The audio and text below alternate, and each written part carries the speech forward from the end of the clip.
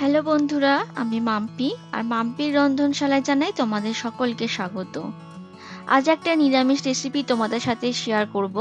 আমার আজকের রেসিপি হচ্ছে চিচিঙ্গা আলু পোস্ত।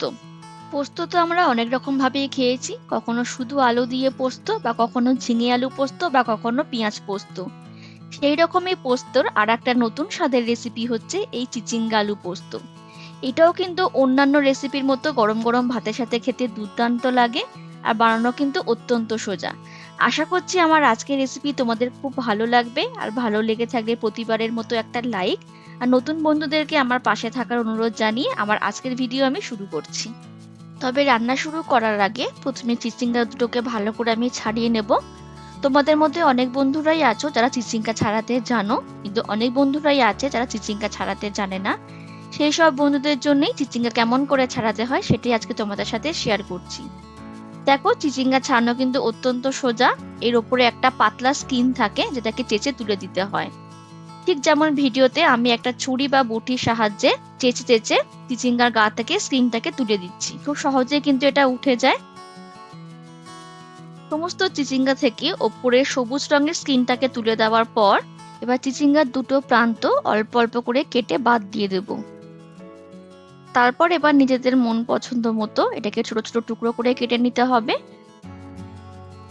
আমি এই রকম ছোট ছোট টুকরো করে কেটে নিলাম, তবে তোমরা কিন্তু তোমাদের পছন্দ অনুযায়ী কাটতে পারো।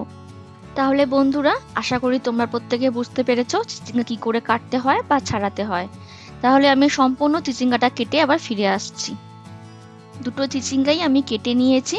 তাহলে চলো এবার রান্নাটা শুরু করে ফেলি। তবে তার আগে দেখিয়ে দিই এই রান্নার জন্য আর কি কি উপকরণ লাগছে। আজকে রান্নার জন্য যে উপকরণগুলো লাগবে চলো সেগুলো আগে তোমাদের দেখিয়ে দিই। দেখো, এখানে আমি চিচিঙ্গাটা কেটে রেখেছি, কেটে ভালো করে ধুয়ে রেখেছি। এখানে আছে আলু, এখানে 3টে মাঝারি সাইজের আলুকে আমি এরকম ছোটো ছোটো ডুমো ডুমো করে কেটে নিয়েছি। এখানে আছে 3 চামচ পোস্ত আর 4টে কাঁচা লঙ্কা একসঙ্গে বেটে রেখেছি। এখানে আছে একটা শুকনো লঙ্কা, 2টো কাঁচা লঙ্কা, নুন, কালো জিরে আর হলুদ। আজকের এই রান্না করতে আমাদের লাগবে সর্ষের তেল। তাহলেই হচ্ছে আজকে রান্নার উপকরণ। এবার আমি ওভেনের উপর একটা কড়াই বসিয়ে দিয়েছি। তারপর কড়াইটা ভালো করে গরম করে নিয়ে এখানে দিয়ে দিলাম খানিকটা সর্ষের তেল। তেলটা খুব ভালোভাবে যখন গরম হয়ে যাবে এর মধ্যে দিয়ে দেবো 1/2 চামচের থেকে একটু কম কালো জিরে, আর দিয়ে দিলাম একটা শুকনো লঙ্কা। তারপর কয়েক সেকেন্ড একটু নেড়ে চেড়ে ফোড়নটাকে ভালো করে ভেজে নেব। ফোড়ন থেকে যখন একটা সুন্দর গন্ধ বেরোবে তখন এখানে দিয়ে দেবো ডুমো ডুমো করে কেটে রাখা আলুর টুকরোগুলো। তারপর এই আলুর মধ্যে দিয়ে দেবো স্বাদ অনুযায়ী নুন আর সামান্য একটুখানি হলুদের গুঁড়ো। তারপর ভালো করে নেড়ে চেড়ে আলুর মধ্যে নুন হলুদটাকে মিশিয়ে নিয়ে আলুটাকে একটু হালকা করে ভেজে নেব। প্রথমে কিন্তু অবশ্যই শুধু আলুগুলোকে আগে ভেজে নিতে হবে, যেহেতু আলুর তুলনায় চিচিঙ্গাগুলো একটু নরম হয়, তাই চিচিঙ্গাগুলো কিন্তু পরে দিতে হবে। চিচিঙ্গাগুলো যদি প্রথমেই একসঙ্গে আলুর সাথে ভাজতে যেতাম তাহলে চিচিঙ্গাগুলো থেকে কিন্তু জল বেরিয়ে যেত, ভালো মতো আলুগুলো বা সবজিগুলো ভাজা হতো না, আর সেক্ষেত্রে রান্নাটা পুরোটাই পানসা হয়ে যেত, খেতে কিন্তু মোটেও ভালো লাগতো না। কিছুক্ষণ ভাজার পর আলুগুলোর গায়ে যখন একটা হালকা ভাজার রং আসবে তখন এখানে দিয়ে দেবো কেটে রাখা চিচিঙ্গের টুকরোগুলো। তারপর সমস্ত কিছু ভালো করে নেড়ে চেড়ে আলু চিচিঙ্গা মিশিয়ে নিয়ে আরো কিছুক্ষণ একটু ভাজা করে নেব। এই ধরনের সর্ষে বা পোস্ত যে কোনো রেসিপিতে অবশ্যই কিন্তু সর্ষের তেল দিয়ে রান্নাটা করবে, কারণ সর্ষের তেলের ওপরে কিন্তু রান্নার স্বাদ নির্ভর করে।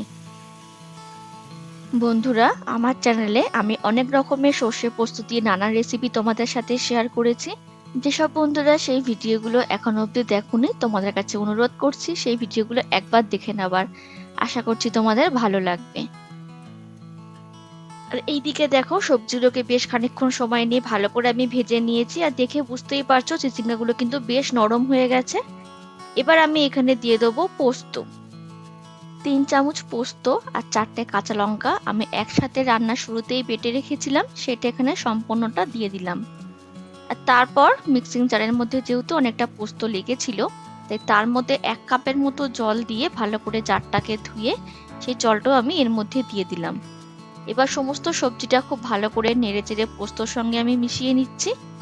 এই সময় কিন্তু আর কোনো রকম জল দেব না, প্রথমে এই পোস্ত আর পোস্তর জলটা দিয়ে কিন্তু ভালো করে সবজিগুলোকে একটু কষিয়ে নিতে হবে, ততক্ষণ না জলটা একেবারে শুকিয়ে যাচ্ছে।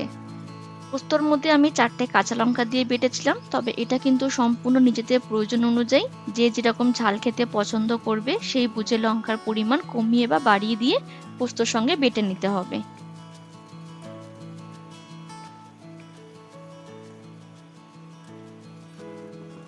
দেখো বেশ কিছুক্ষণ সময় নিয়ে ভালো করে আমি রান্না করে নিয়েছি আর জলটা কিন্তু একেবারে শুকিয়ে গেছে।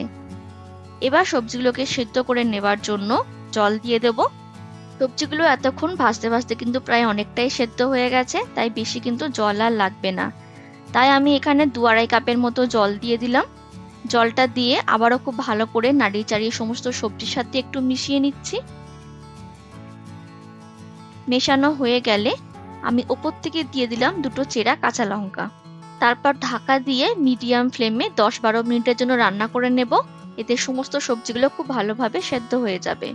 ফিরে এলাম 10 মিনিট পর। এবার ঢাকনাটাকে সরিয়ে নিয়ে একটু নাড়িয়ে চাড়িয়ে দেব। জলটা কিন্তু বেশ অনেকটাই কমে গেছে। এই সময়তে নুনটাও একটু চেক করে নিতে হবে, নুন কম হলে নুন দিয়ে ভালো করে মিশিয়ে নিতে হবে। তবে এখনই কিন্তু এটা আমি নামিয়ে দেব না, এটাকে আমি আরো কয়েক সেকেন্ড একটু রান্না করে নেব। তবে তোমরা যদি একটু ঝোল ঝোল খেতে পছন্দ করো এই সময় কিন্তু এটাকে নামিয়ে নিতে পারো। আমি আরো 1 মিনিটের মতো সময় নিয়ে ভালো করে রান্না করে নিয়েছি। আর দেখো পোস্তটা কিন্তু একদম গা মাখা মাখা হয়েছে, ঝোলটা কিন্তু একবারে শুকিয়ে গেছে। আমাদের আজকের রান্না কিন্তু একদম তৈরি হয়ে গেছে। তবে নামানোর আগে ওভেনটাকে বন্ধ করে দিয়ে আমি 1 চামচের মতো কাঁচা সর্ষের তেল ওপর থেকে ছড়িয়ে দিলাম। আর তারপর ঢাকা দিয়ে 10 মিনিটের জন্য এইভাবে স্ট্যান্ডিং টাইমে রেখে দেব। 10 মিনিট স্ট্যান্ডিং টাইমে রাখার পর এবার ঢাকাটাকে আমি সরিয়ে নিচ্ছি। আর গন্ধ কিন্তু দারুণ সুন্দর বেরিয়েছে। কাঁচা সর্ষের তেল আর পোস্তর গন্ধ কিন্তু একেবারে মিলেমিশে একাকার। তাহলে আমাদের আজকে চিচিঙ্গা আলু পোস্ত কিন্তু একদম তৈরি হয়ে গেছে। দেখে বুঝতেই পারছো এটা কতটা লোভনীয় হয়েছে। ডাল ভাতের সাথে হোক বা কিংবা গরম গরম শুকনো ভাতের সাথে হোক, খেতে কিন্তু দারুণ লাগবে। আশা করছি আমার রেসিপিটা আজকে তোমাদের খুব ভালো লেগেছে। তাহলে ভালো লেগে থাকলে একটা ছোট লাইক করার অনুরোধ থাকলো। তাহলে দেখা হবে অন্য কোনো একটা দিন ভিন্ন স্বাদের রেসিপি নিয়ে। আজকের মতো এখানেই শেষ করছি। টাটা।